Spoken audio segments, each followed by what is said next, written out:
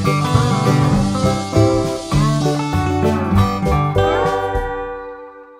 الله الرحمن الرحيم. ازيكم عاملين ايه؟ يا رب تكونوا بخير وباحسن حال. النهارده ان شاء الله هعمل صينيه بطاطس فلاحي بخيرها.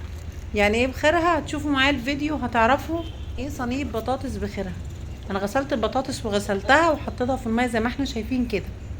هجيب الطاجن الفخار وهبدا اقطع البطاطس بالشكل ده، لا تخينه ولا رفيعه. بعد كده جبت كام فص توم كده قشرتهم زي ما احنا شايفين كده، وعليهم فلفل اخضر وشويه ملح وشويه كمون،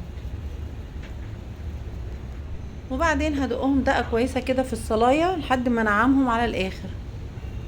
دي اسمها الصلايه والمدقه، معرفش عندكم اسمها ايه، يعني كل مكان بيسميها اسم. هجيب بقى بصلتين حلوين كده واقطعهم مكعبات صغيره قوي زي ما احنا شايفين كده،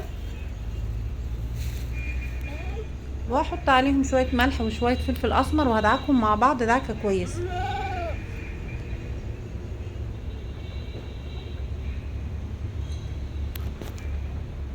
علشان البصل يطلع شويه ميه من الميه اللي موجوده فيه. وهبدا بعد كده احطهم على البطاطس.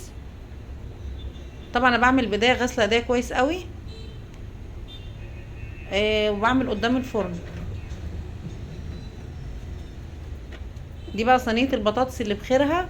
بخيرها يعني ايه؟ يعني كل المكونات اللي انا هحطها عليها تكون نيه ني في ني، علشان الصينيه تبقى مشبعه بكل الفيتامينات. يعني لا هحمر البصله عشان تبقى الاكله صحيه جدا زي ما احنا شايفين كده، فلا هحمر بصله ولا هشوح ولا هسبك. بعد كده بقى هقطع بصله زي ما احنا شايفين كده،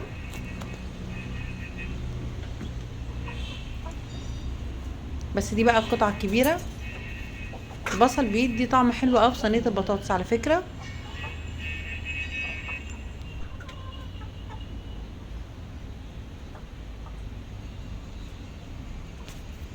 هجيب بقى فلفل اخضر بعد كده، بس اقلب الاول البطاطس مع الايه، مع البصل كويس.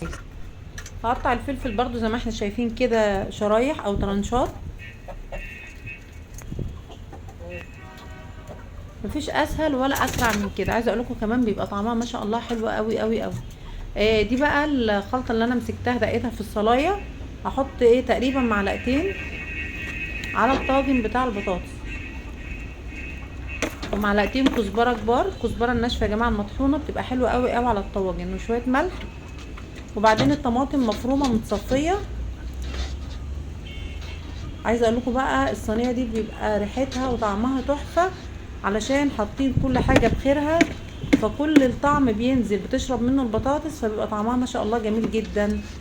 شويه زيت بقى على الوش كده وشويه سمنه زي ما احنا شايفين، وكمان شويه فلفل اخضر. ده طبعا عشان الشكل العام. انا كده كده خلاص قلبتها وظبطتها وبقت تمام التمام. وشويه طماطم بعد الخبيز بقى. الفرن طبعا شغال وحامي وما شاء الله حلو قوي قوي. حطيتها بقى في الفرن بعد ما رشيت على الوش شويه ملح وشويه فلفل اسمر خفاف، وكمان رشه زيت خفيفه. وهسيبها بقى تستوي ونشوفها مع بعض بعد ما تطلع من الفرن. بقى صينيه البطاطس اللي بخيرها، يعني ني في ني، حاجه فلاحي كده ما شاء الله، جميله جميله جميله، طعم وريحه. عايزه اقول لكم لو جربتوها مش هتبطلوا تعملوها بالطريقه دي.